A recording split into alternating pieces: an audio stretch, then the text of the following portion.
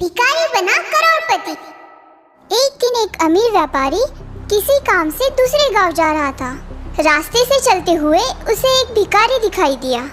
इस भूखे गरीब को कुछ दे दो बाबा, इस भूखे गरीब की भूख मिटा दो बाबा।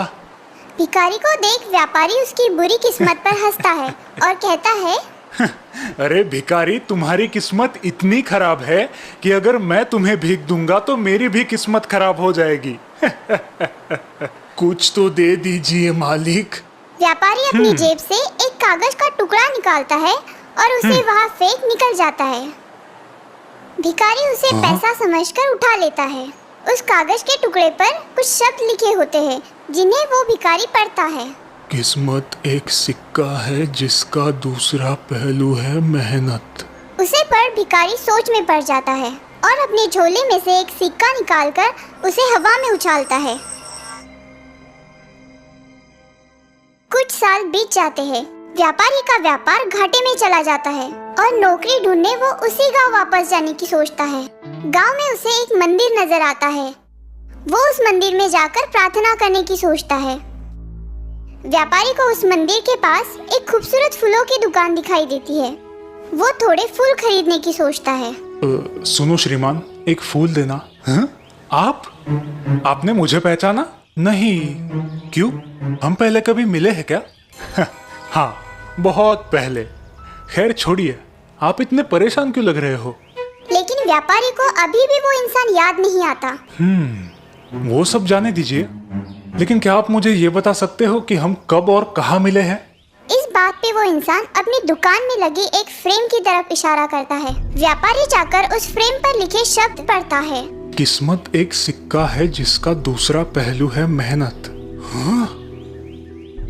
ये सीख मुझे उस कागज के टुकड़े से मिली है जो आपने मुझे दिया था।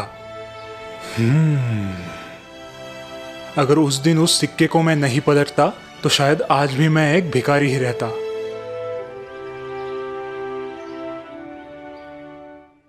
तो दोस्तों, इस कहानी से हमें ये सीख मिली कि मेहनत ही सफलता का गुरु मंत्र है।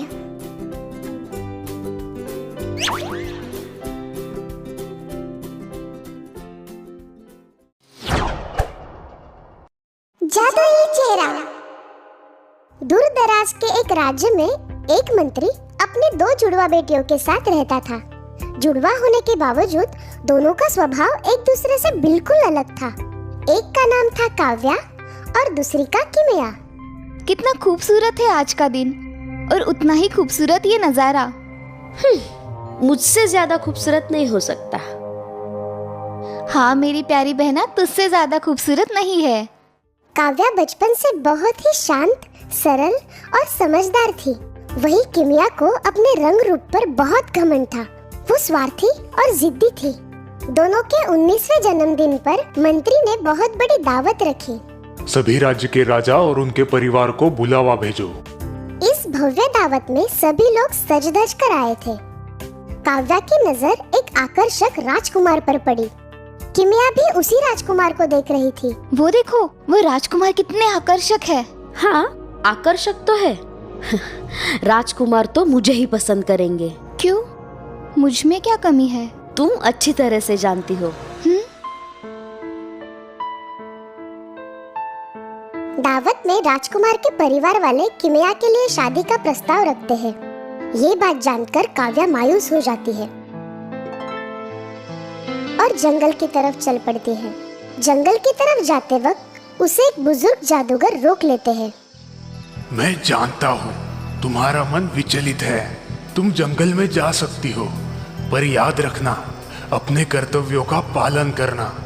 कोई भी काम करो, आशावादी आचरण के साथ पूरी मेहनत और ईमानदारी से करो और कभी भी हार मत मानना।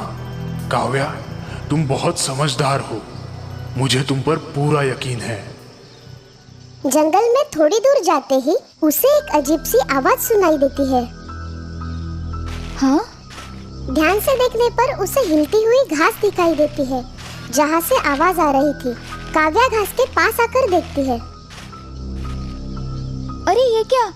हिरन, तुम इस शिकंजे में कैसे फंस गए? रुको, मैं तुम्हें शिकंजे से बाहर निकालती हूँ। वाह, कितने खूबसूरत हो तुम। बिल्कुल सोने जैसे चमक रहे हो। बहुत बहुत शुक्रिया। हाँ, तुम बोल सकते हो? हाँ, तुम्हारा दयालु आचरण देखकर मैं बहुत प्रसन्न हूँ। अब तुम आगे बढ़ती जाओ।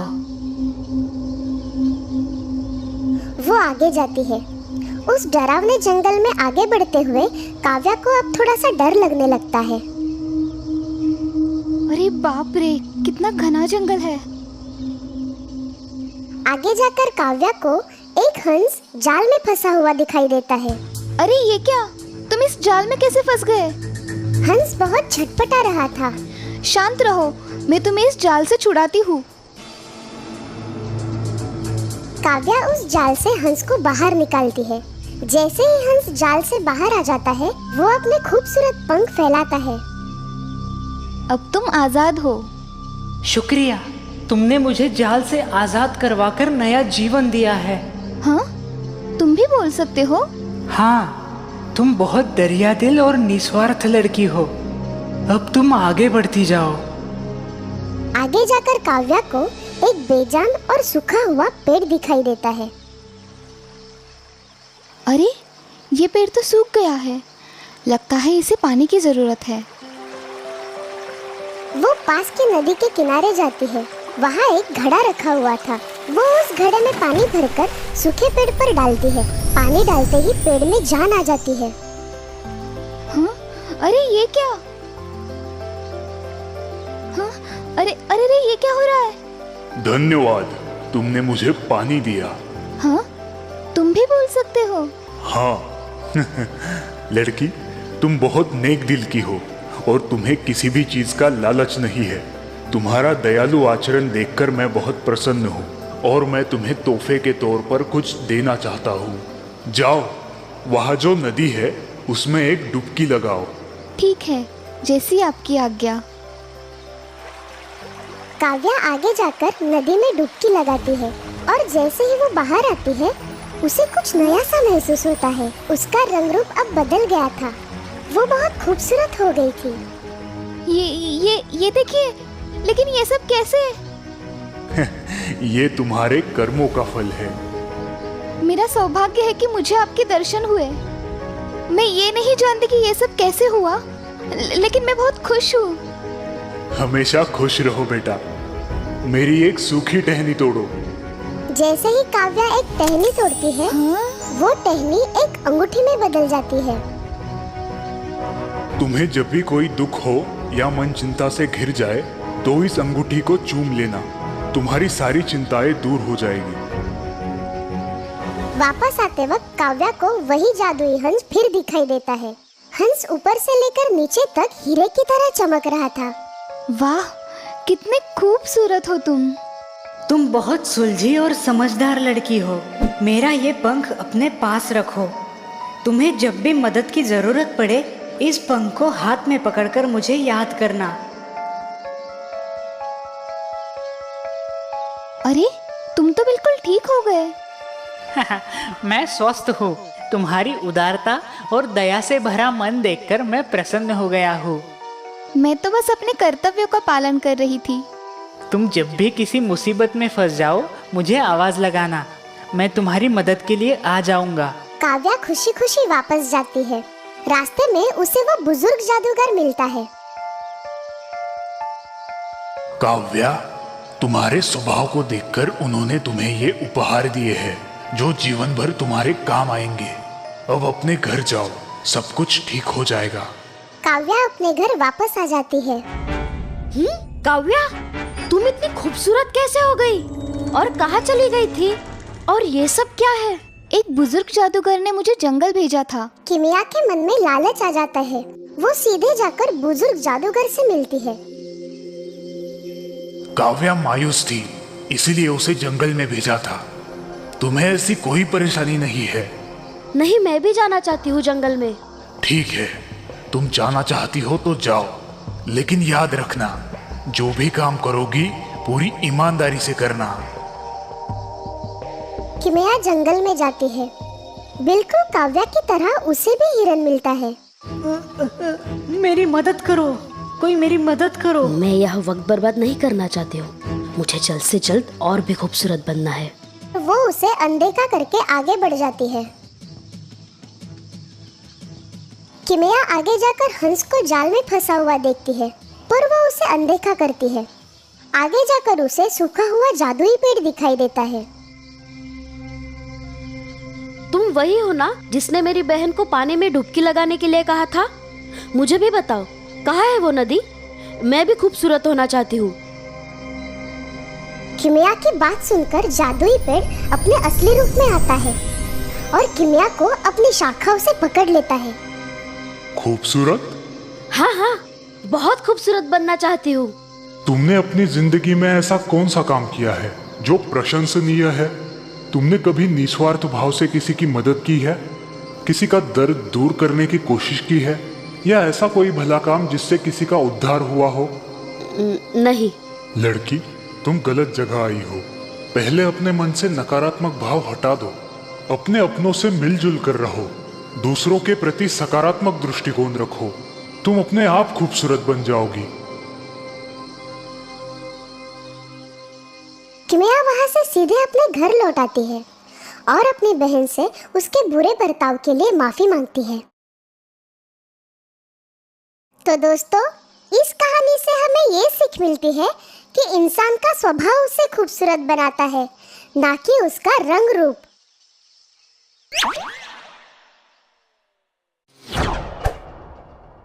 घमंडी पेड़। एक जंगल में एक सेब का पेड़ था। वो पेड़ बहुत ही घमंडी था। वो किसी को भी अपनी डाली पर बैठने नहीं देता था। ठीक उसके सामने एक आम का पेड़ था जो बहुत दिलदार था। उसे सबकी बहुत परवाह थी। एक दिन एक बूढ़ा आदमी जंगल से गुजर रहा था। वो चलते चलते बहुत थक गया और सेब के पेड़ की छांव में बैठ गया। ए, उठो यहाँ से। ए सेब के पेड़, मैं बहुत थक चुका हूँ। मुझे थोड़ी देर आराम करने दो। मैं आराम करके निकल जाऊंगा। नहीं, तुम अभी उठो और निकल जाओ यहाँ से। जाके दूसरे पेड़ के नीचे आराम करो। फिर भी वो बूढ़ा आदमी पेड़ की बात नहीं मानता। अब देखो मैं क्या करता हूँ। गुस्से में आकर सेब का पेड़ उस बूढ़े आदमी के ऊपर अपने सेब गिराने लगता है। ये तुमने क्या किया? एक ना एक दिन तुम्हारा घमंड जरूर उतरेगा। ये सब पास ही खड़ा आम का पेड़ देखता है और बूढ़े आदमी को कहता है, अरे अरे, आप चिंता मत करिए, यहाँ आइए मेरी डालियों की छाव में। शुक्रिया, लेकिन अभी बहुत वक्त भी हुआ है और मुझे घर भी जाना है। वो बूढ़ा आदमी वहाँ से निकल जाता है। ऐसे ही कुछ दिन बीत जाते हैं। एक दिन वहाँ से एक बंदरों की टोली जा रही थी। वो बंदर रहने के लिए पेड़ ढूंढ रहे थे। तभी उनकी नजर उस सेब के पेड़ पे पड़ती है। अरे वो देखो, वो सेब का पेड़ कितना बड़ा है और उसकी डालियां भी बहुत बड़ी है। क्यों ना हम इसी सेब के पेड़ को अपना घर बना ले।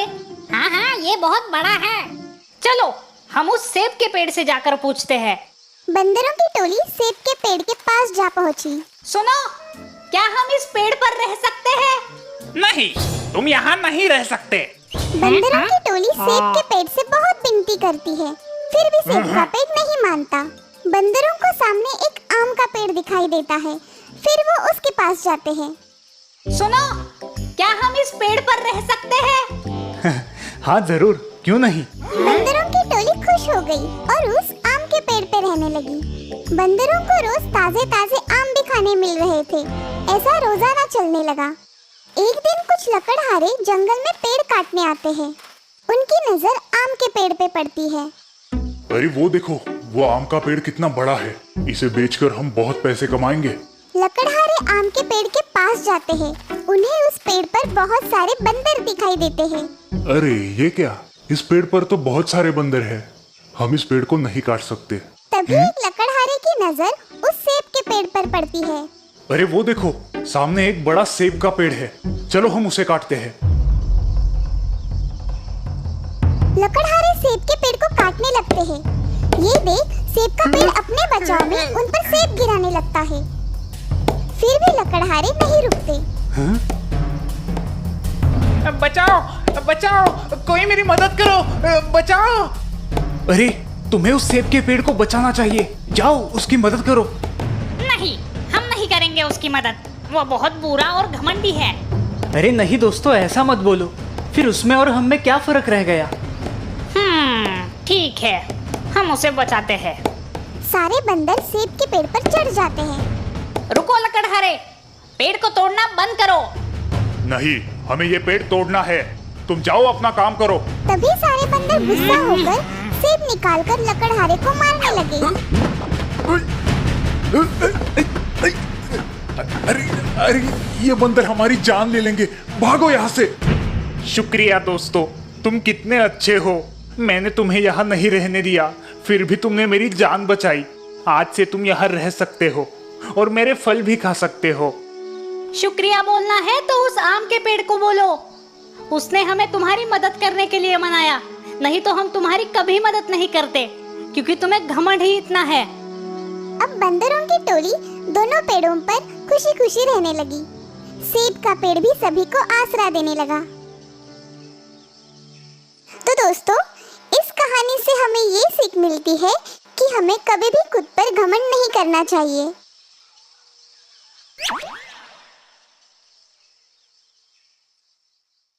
दोस्तों, आपको हमारी स्टोरी कैसी लगी? हमें कमेंट करके जरूर बताइए। इस स्टोरी को लाइक और शेयर करें और हाँ, हमारे चैनल को सब्सक्राइब करना ना भूलें। Thank you.